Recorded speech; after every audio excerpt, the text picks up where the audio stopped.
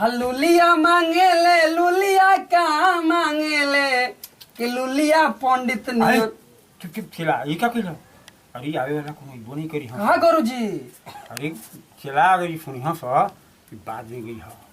अरे कोने फोन नहीं हंसा तो को कुछ जजमान नहीं हंसा। ठीक बा गुरुजी जोन कहता हम करम। ये चला ये दिन आगे लोग कुछ जजमान आज लोग करो हो।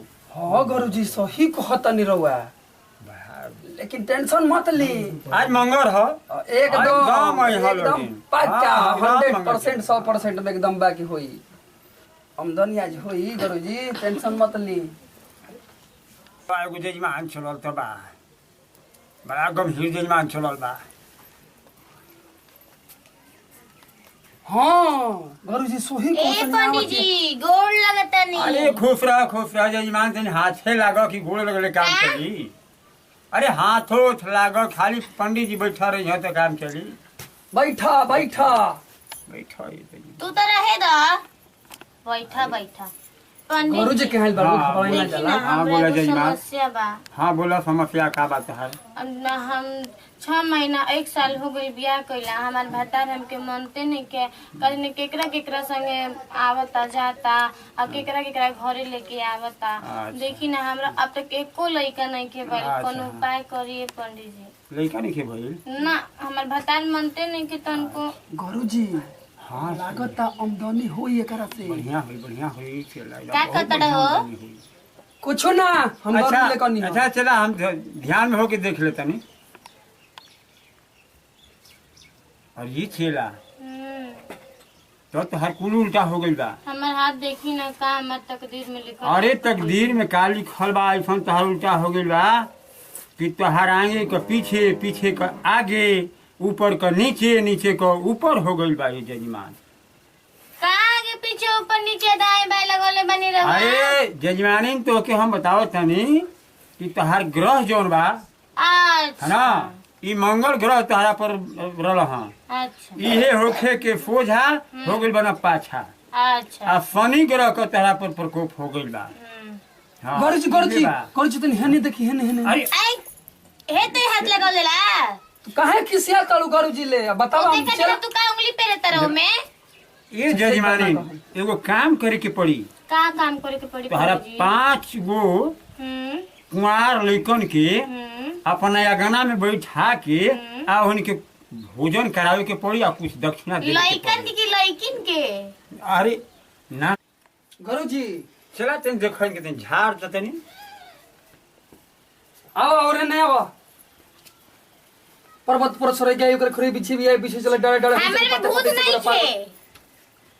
भूत का आ देखा बड़ाई ना जाला मंत्र तू भस्म करता रहू। ओकर दिमाग शांति हुई तबे न तोहरा के मानी जानी। ओकरे के ले आत ने ओकरे के झड़ी ह हमरे में भूत काहे झरत। अरे भूत नहीं झरा छ जजमानी मंत्र ह ई जाप क दी ह ना तो मोहनी मंत्र ह तोहरा के हुआ आ जई ह दौड़ के। अच्छा हां अब और ने हे तेरे हाथ छोड़ देला।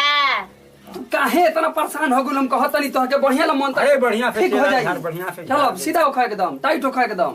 हां कर्पूर गौरम करुणा अवतारम पंडित जी के मोछ कबारम झारी। हां झाड़ डांट दे तड़ी हम ही झाड़ देते हैं तो झारी रहुए। अरे गांव का सारी गांव को नगर के माई भगवती सातों बहन शीतला फूलमती कंकार देवी तो हाई माई भगवती के आके देखो इनके पावन कहीं होके कहीं होके इनके माने जाने लागो।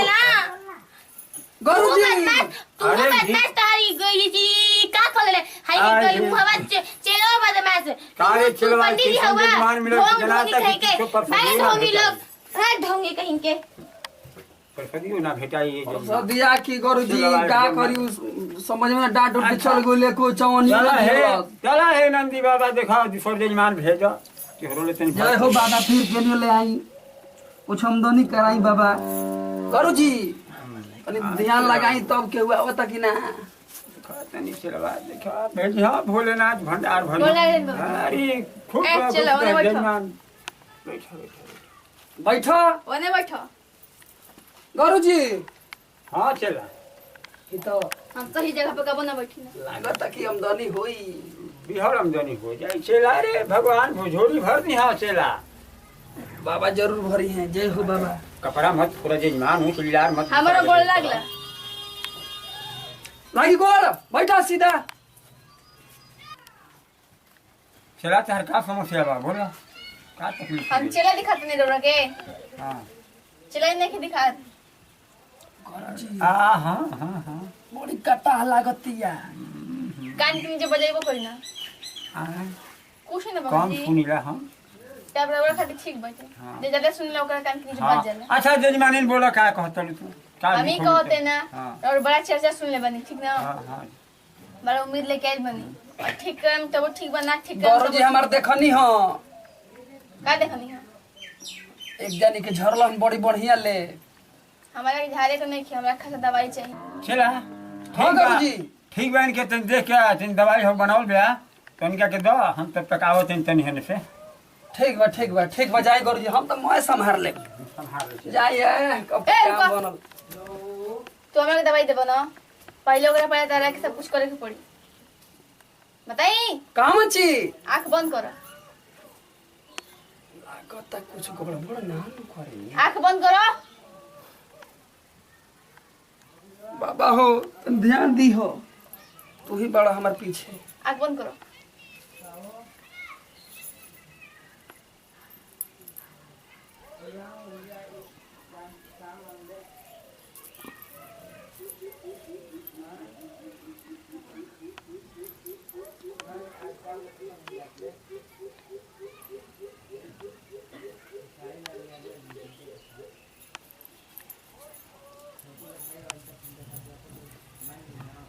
चलो अरे। अब आगे बोलो ई का होखे लागल बताओ ना हमार मैं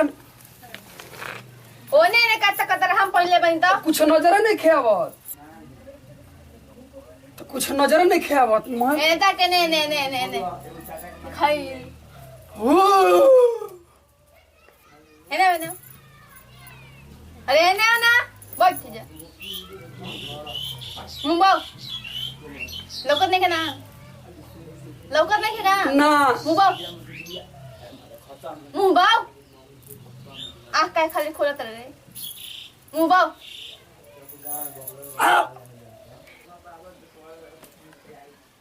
ठीक लगल हो लौके लगल लागत कुछ पावर बा। लौर खला मैं ले बाड़ू हमार जंतर उहे काम करता। जानता ला हमारे हाँ नाम शिवानी हम ना जननी है कि हेतना हम तू ना चल बिधरो पैदा खबी। केहू के फेर में हम कब से तनी के नाटक को देखो तनी खड़ा होके उ जजमान से पहले हम आइल रहनी बाकी हम तनी के पानी पे चल गनी देखो नहीं कि जता ना कि नाटक का चलता हे दादा ई तो मैं देखने बहुत चल बिधर भी आई बहुत इतना तेज बनल हिय देख ल हमरा के ध्यान में बुला के मैं हमार निकाल लिहलस। तार कोनो मंत्र ना काम करियो हमरा भी मैं मंत्र हमरा काम करियो अच्छा ठीक बा जा तनी दूसर गुरु जी के यहाँ। उ कहां गल तार बाबा जी वो बोले हाँ कुछ काम हम करे हमके कल हम दवाई देबे कब तक कैसे दवाई देबे था दादा भैया मैं तो तू निकाल लिहलू का एकरा से देबो दवाइया यही से ना मंत्र काम करेला तो दवाई बनी सही के और का तने मंत्र पढ़ के सुनाओ पर्वत पर के स्वर्ग करे छी पीछे जिसे जल चले हम तो